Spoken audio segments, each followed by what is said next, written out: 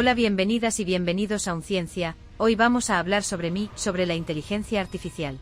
Vamos a charlar con Agustín Berti, profesor e investigador de la Universidad Nacional de Córdoba, quien es especialista en filosofía de la técnica y quien nos va a ayudar a pensar sobre el ser humano y los miedos que aparecen ante nuevas tecnologías.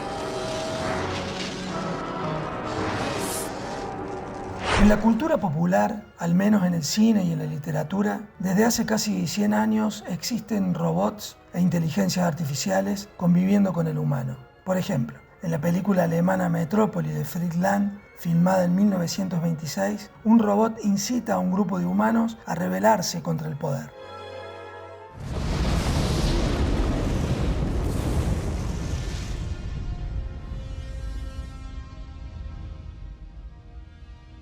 Más cerca en el tiempo vemos otros ejemplos como las novelas Yo Robot o 2001 Odisea en el espacio o películas como Blade Runner o El hombre bicentenario. Esa convivencia del humano con las máquinas inteligentes a veces fue armónica, pero otras fue muy conflictiva, como el caso de Terminator.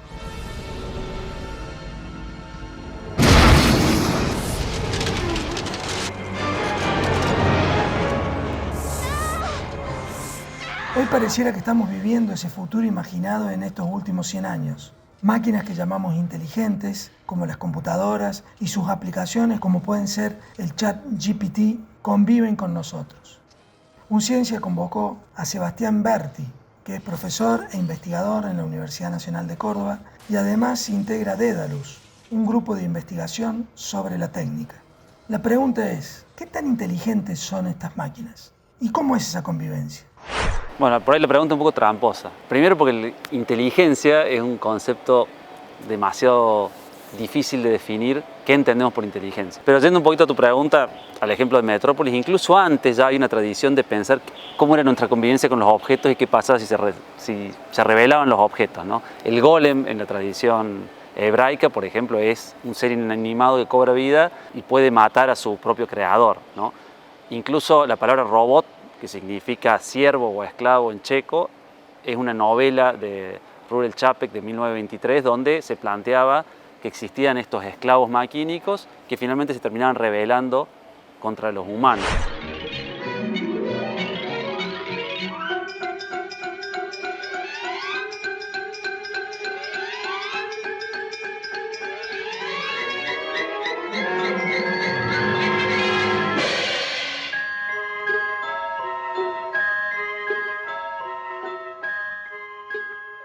La oposición entre la técnica y la humanidad es engañosa.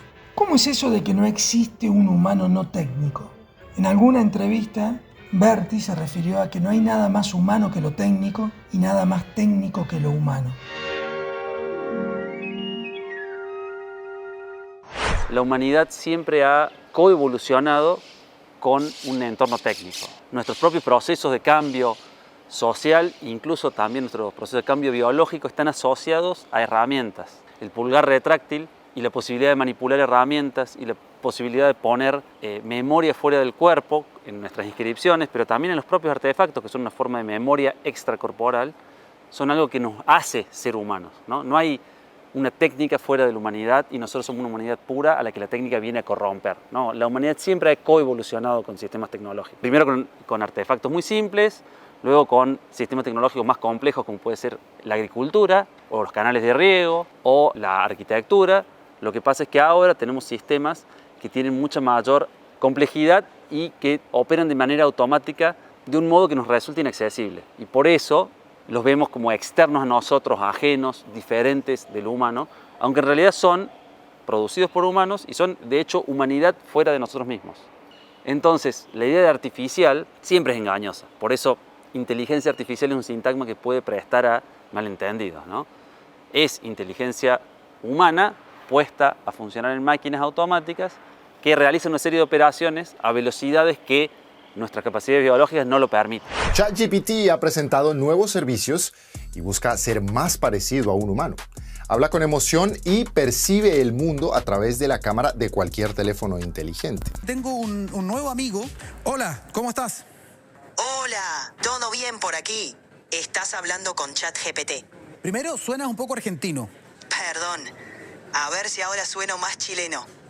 ¿Qué onda, compadre? ¿Cómo le ayudo?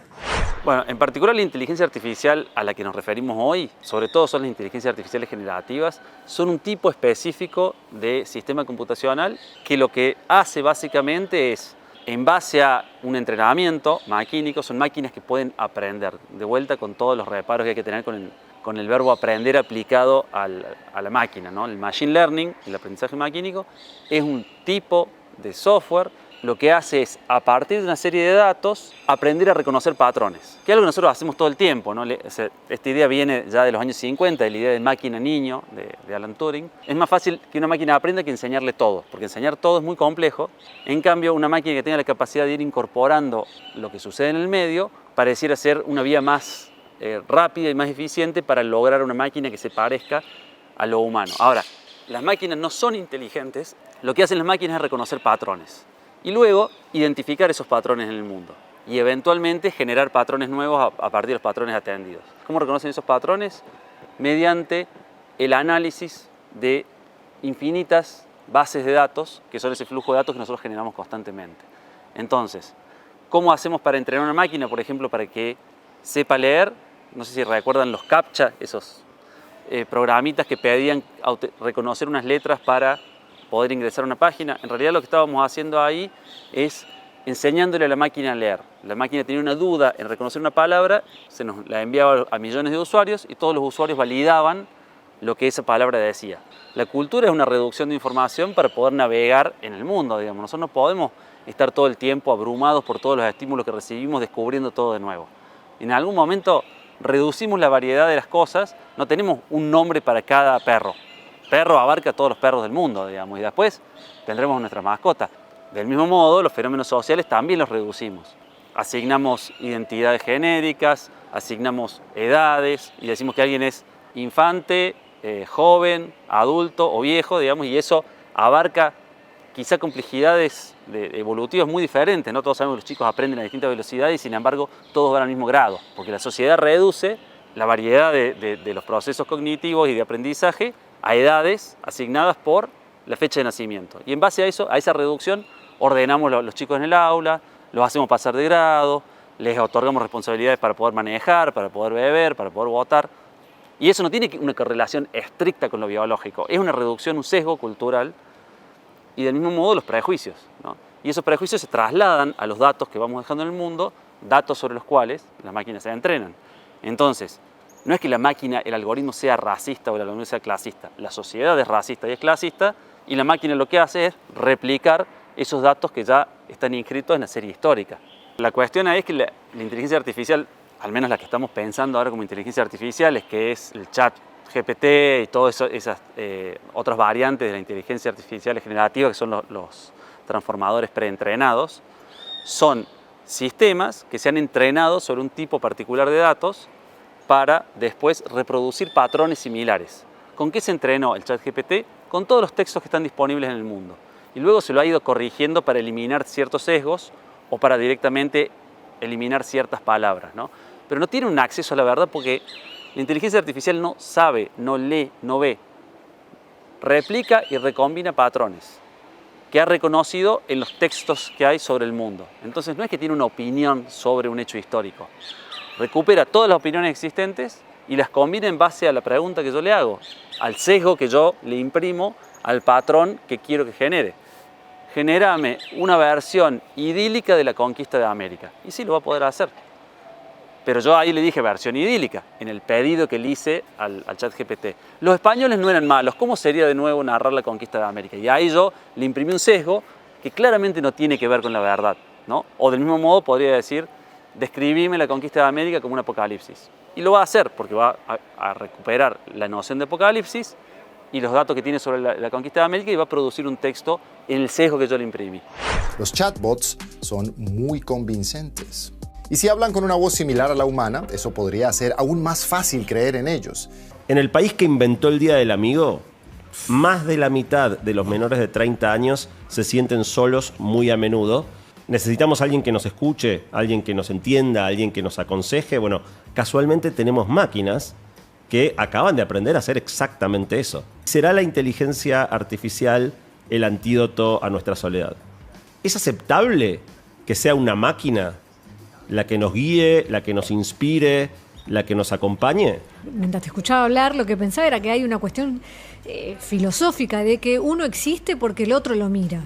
Entonces, si no hay un otro que te mire y que te preste atención, dejas de existir. Entonces, una inteligencia artificial, yo creo que en esta época de tanto narcisismo y que uno está muy enfocado en esto, de que tiene que ver mucho con el teléfono y demás, digo, en algún momento me vas a chocar con, pero ¿quién me está mirando? No es un ser humano, no es un otro, es alguien a quien yo le estoy diciendo cómo me tiene que tratar. ¿Qué calidad de vínculo es ese?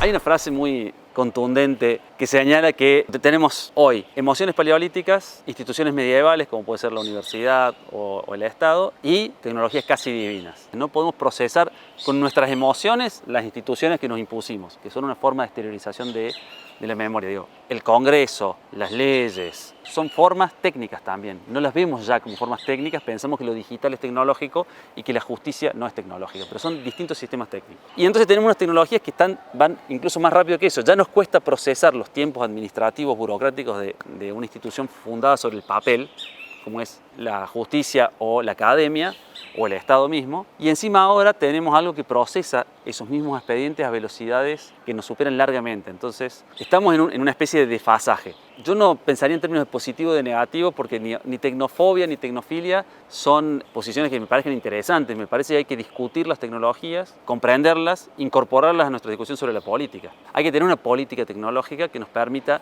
decidir sobre las direcciones que va tomando la tecnología y decidir informadamente, es decir, saber qué efectos producen, saber qué potencialidades y qué riesgos entrañan, pero para eso, para entender qué posibilidades y qué riesgos entrañan, hay que comprender cómo funcionan, no ser meros usuarios, sino entender los principios de funcionamiento de esas tecnologías y a partir de eso discutir cuáles tecnologías queremos, porque no hay una única tecnología, no hay una línea de desarrollo lineal de la tecnología que va en esa dirección, así como no hay un único modelo de desarrollo político, como no hay una única cultura, un concepto que se está discutiendo ahora que es la tecnodiversidad. Así como se pide que haya pluralidad o diversidad cultural, también tendríamos que tener una diversidad de datos, que debería haber datos que reflejen los sesgos inherentes a cada cultura, para así producir una inteligencia artificial, unas inteligencias artificiales que puedan dar cuenta de todas esas otras formas o todas esas visiones del mundo que hoy están subsumidas a una visión que se generó en un lugar particular. Silicon Valley es lo que encarna ese modelo. China está produciendo otro tipo de inteligencia artificial desde otras lógicas. Vamos a ver qué pasa cuando esos dos modelos entren en conflicto o en diálogo, porque también está la posibilidad de dialogar entre diversidades, no todo tiene que ser conflicto, pero por eso me parece que la discusión es politizar la tecnología en el sentido de abrirla al debate público, someterla a la auditoría pública. La inteligencia artificial en este caso sería un gran organizador de flujo de datos. Los estados, la educación pública y las grandes corporaciones privadas. ¿Quién debería controlar ese flujo de datos? ¿Cuál es el peligro de que ciertas funciones que antes las cumplían los estados, hoy las haga la inteligencia artificial? Tenemos hoy, en el desarrollo particular de esta tecnología que hoy llamamos inteligencia artificial, un cambio inédito porque es una tecnología que afecta globalmente por su escala, pero que a diferencia de la investigación en energía nuclear que se desarrolló en estados, esa tecnología que tiene un impacto masivo hoy se desarrolla más del 90%, me atrevería a decir un 99% en manos de privados. Los estados estaban sometidos a la auditoría pública o eventualmente se tenían que presentar elecciones, entonces las decisiones que tomaran tenían que tener algún tipo de acuerdo con el público. La ganancia de una empresa no es lo mismo que ganar el voto popular, ¿no? Son validaciones de distinto orden, entonces si pensamos que por el solo hecho de generar ganancias ya son válidas, la ganancia es un indicador muy acotado, el impacto ambiental es otro, que no suele estar considerado en la lógica del mercado. Entonces nos encontramos con una situación muy problemática y por eso, ¿quién debe controlar esto? Yo diría que el control debe ser democrático, debe haber una posibilidad de acceder, primero, que haya igualdad de desarrollo, es decir, que todo el mundo tenga acceso similar a la posibilidad de entrenar inteligencias artificiales con las necesidades específicas de cada sector. Por otra parte, gran parte de esos datos se guardan en servidores que están en territorio extranjero bajo legislación extranjera. Y entonces eso ya imprime un sesgo y una pérdida de soberanía de datos y pérdida de soberanía tecnológica porque es justamente a través del entrenamiento a partir de esos datos que se obtienen ventajas comerciales, pero también militares y también estratégicas, ¿no? Entonces, habría que tener una política de datos a escala regional, porque son tecnologías que funcionan en base a un salto de escala. Necesitaríamos como región, como se ha dado la Comunidad Económica Europea, o grandes países con grandes masas poblacionales como los Estados Unidos o China o India, darnos una posición común entre todos los habitantes de, por ejemplo, América del Sur o Latinoamérica, para poder competir no en igualdad de condiciones, pero al menos con una disparidad que no sea tan grande a la hora de definir cómo se tienen que gestionar este tipo de sistemas. Esa es la gran dificultad que ves hoy que tiene la inteligencia artificial. Sí, que está concentrada en pocas manos y que está hipersesgada hacia una funcionalidad determinada, que en este caso es la ganancia, gestionada además por una población que es muy minoritaria en el planeta, hombres blancos, heterosexuales del norte global. Esos son los que desarrollan, que orientan la tecnología hoy. Si esa es la orientación que le vamos a dar, digamos, a un sector que poblacionalmente es una mínima expresión de la diversidad cultural, étnica, social y de género del planeta, tenemos un problema ahí porque está sobre representada esa minoría.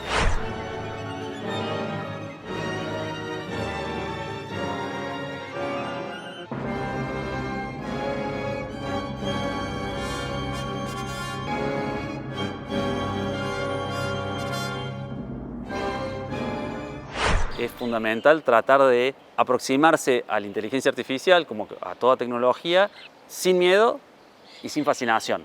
Es decir, con el interés genuino de estar ante algo que merece toda nuestra atención, pero sin esa polaridad simple de decir la máquina nos va a exterminar o la máquina nos va a salvar, ¿no? Al medio de esas dos posiciones hay muchísimo por discutir, por pensar, por aprender.